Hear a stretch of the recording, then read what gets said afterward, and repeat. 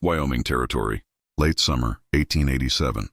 The prairie shimmered beneath the weight of heat, gold dust floating in the air like memory.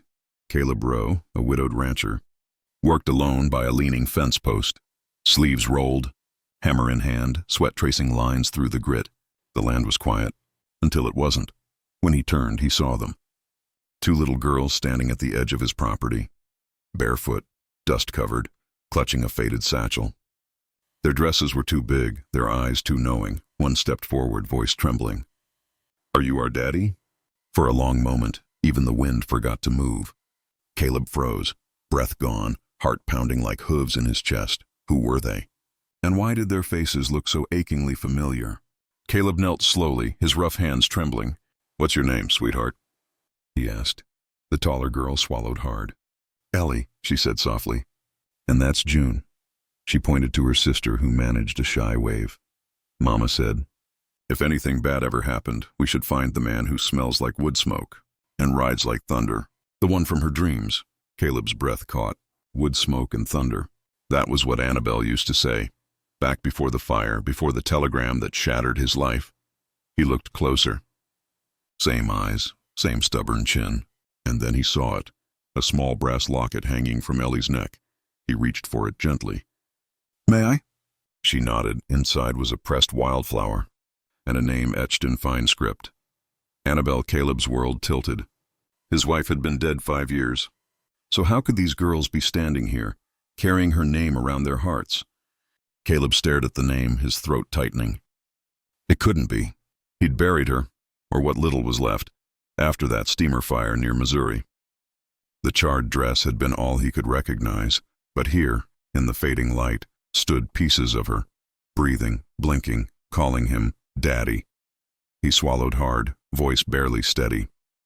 "You must be tired." June nodded. Ellie clutched her hand tighter. "Come on," he said, pushing the creaky gate open wider. "Let's get you out of this sun." The girls followed without hesitation, one on each side. Ellie's tiny hand slipped into his rough palm. He didn't pull away. Inside the cabin, the air smelled of pine and dust. Caleb poured cool water into a basin, pulled a tin of shortbread from the pantry. The girls ate in silence, eyes wide, as if afraid the world might vanish if they blinked. From the corner, Caleb opened an old drawer. A faded photograph lay beneath his Bible, Annabelle's smile frozen in time. He looked from the photo to the girls. The resemblance wasn't imagined. It was real. Caleb sat across from the girls, his voice low. "Where's your mama now?" Ellie looked down, twisting her fingers. "She got sick," she whispered. "She told us to come here, said this was home." Home. The word struck like a nail driven deep. He stared at the locket again. Maybe the fire hadn't taken everything. Maybe something, someone, had survived. Later, as the day softened into gold, Caleb poured tea and carried it out to the porch. The girls followed, quiet, curious. They sipped from chipped mugs while the wind played with their hair. He studied them, trying to make sense of what felt impossible. Then, movement. The girls lifted 2 fingers to their chests, then to their brows, and pointed toward him. Caleb froze. That sign, it was theirs. A secret gesture he and Annabelle shared long ago. "I carry you in my heart, in my thoughts, and send you all my love." His breath shuddered. "Where'd you learn that?" Ellie smiled faintly. "Mama taught us. Said if we ever got lost and found a man who feels like home, show him this." Caleb's throat tightened. The girl's words hit him harder than any storm. Annabelle hadn't just remembered him. She'd prepared them to find him. He took a shaky breath, voice rough. "What's your mama's name?" Both girls answered softly, in perfect unison. "Annabelle." His knees weakened. The name echoed through the empty years, through graves and ashes and silence. He sank onto the porch step, hat slipping from his fingers. 10 years of loneliness cracked open all at once. He looked at the girls again, the curve of their cheeks, the freckles across their noses. So much like their mother it hurt to look. Ellie's hand brushed his arm. "You're not mad, are you?" Caleb managed a broken smile. "Never at you, darling. Never." He pulled them close, one on each side, the weight of their small bodies grounding him. For the first time in years, the air around him didn't feel empty. Somewhere deep inside, a heartbeat long buried began to stir again. Dawn broke soft over Gentry Ridge, painting the barn roof in amber and rose. Caleb stood at the gate watching his daughters, chase a chicken through the dew-wet grass. "Easy there," he called, voice half stern, half smiling.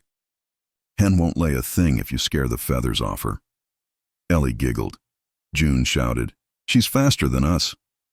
"Not for long," Caleb replied. By noon, the yard rang with laughter and the smell of wild raspberries. He saddled his old mare, Clover, and lifted June into the saddle first. "You ride up front. I'll hold the reins with you." Her eyes lit up like sunrise. They rode slow, through the orchard where Annabelle once picked apples barefoot, past the river bend that shimmered like glass. When Ellie looked up at him, smiling through her wind-tossed curls, it hit him. The same smile Annabelle wore the night she said she'd always find her way back, and maybe, just maybe, she had. The day stretched long and full, until it wasn't. Ellie ran downhill too fast, laughter tumbling into panic. Caleb shouted her name, but it came too late. She fell hard, dirt rising in a cloud. He dropped the axe and ran. Her knee was bleeding, bright red against the dust. "You're okay," he said, voice trembling as he knelt beside her. His hands shook as he wrapped the wound with a rag. Ellie bit her lip. "You're not mad." Caleb looked at her. Freckles, teary eyes, courage too big for her age. "Never at you, darling," he whispered. "Never." She hugged him tight, small arms locking around his neck. June joined, wrapping both of them in a tangle of tears and dust and love. 3 hearts, 1 rhythm, beneath the wide Wyoming sky. That night, when the girls slept curled together, Caleb sat by the fire, turning a tin cup in his hands. His eyes lingered on the flames. If the girls had found him. Maybe Annabelle was still out there, and if she was, he'd find her. 2 mornings later, Caleb rode into town, the wind sharp with pine and rain. He hitched his horse outside the sheriff's office, hat low, jaw set. Inside, Sheriff Nolan looked up. "Well, I'll be damned. Thought you'd turn to dust out there." Caleb didn't smile. "I need your help." He placed a small locket on the desk. 2 girls showed up at my ranch. "Said their mama's name was Annabelle." Nolan's expression changed. "You sure?" Caleb nodded. The sheriff opened a dusty file. "Couple years back, report came from Montana. A woman found near a clinic. Burns head trauma. No memory. Folks said she just appeared." Caleb's heart pounded. "You have a location?" Nolan slid the paper toward him. "Hollow Brook Ranch near the border. Long ride, but if it's her, it's worth every mile." Caleb didn't wait.